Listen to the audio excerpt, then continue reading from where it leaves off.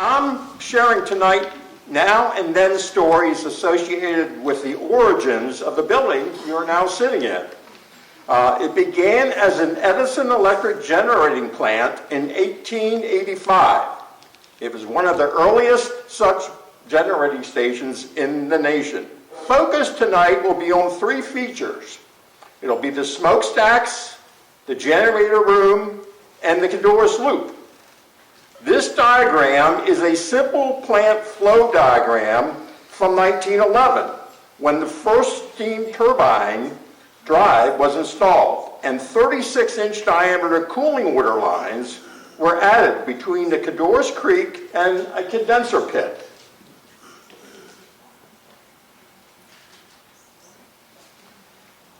As one enters the museum gallery, it is the base of the present smokestack which now supports History Makers Tower. The changing images are via a mix of video screens, photos, and paintings of York County residents. Kiosks allow visitors to select and read their stories. If you read Jeanette Zinn's story, you'll learn that she was the only woman among the York County residents who lost their lives in a nation and national service during World War I. I've written 3 posts about her, and you can see them on my blog site. It's actually my latest blog post, so it's easy to find. During the initial 25 years, the Edison plant utilized low-height steel pipe smokestacks to expel combustion gases much higher in the sky. The first tall smokestack was built in 1910. It was of yellow brick, quite unique. Further plant expansion required building the second tall smokestack in 1916. After boilers were converted from coal-fired to oil-fired, the first tall smokestack was taken down 1 brick at a time in 1964. The present tall stack has served as a support structure for communications equipment since 1986.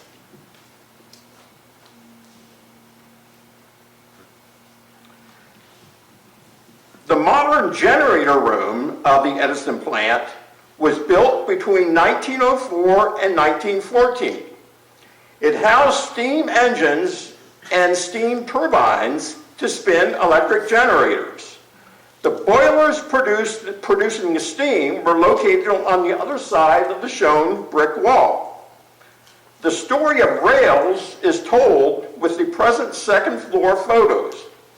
At the right, the rails once utilized by a bridge crane in the generator room to repair and move the generators and turbines. And at the left, rails which now allow tons of archives to be moved with little effort via rolling shelves. As the then photo, this photo of the generator room was taken after installation of the 1914 Westinghouse generator and turbine. I pointed out the bridge crane rails presently seen on the second floor walkway from the museum gallery. To give an idea of scale, that is a workman in the lower right.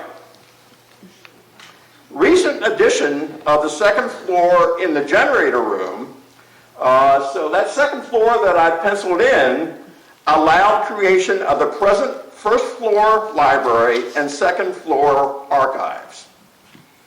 As for the Cadorus loop, in 1911, 36-inch diameter cooling water lines were added between the Cadorus Creek and a condenser pit in the Edison plant. The intake and discharge loop connections in the creek are at the location now marked by the shown upper platform and occupied by an Edison pump house constructed there in 1942. The pump house was repurposed in 1984 to house the Bascal Dam gate actuator.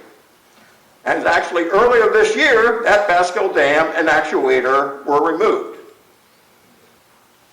Now, my last slide.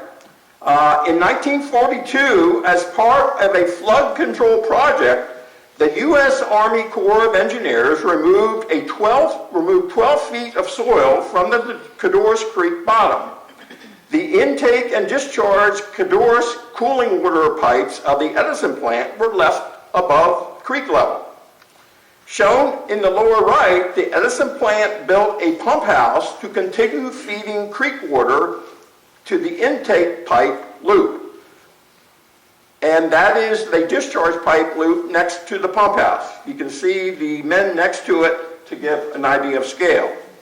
Now, later tonight, Google York's past, all one word, Y-O-R-K-S-P-A-S-T.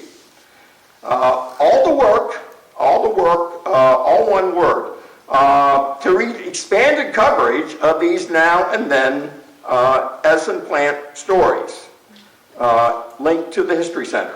Next year, 2 expanded talks are already booked to share these stories, and look for more. Thank you.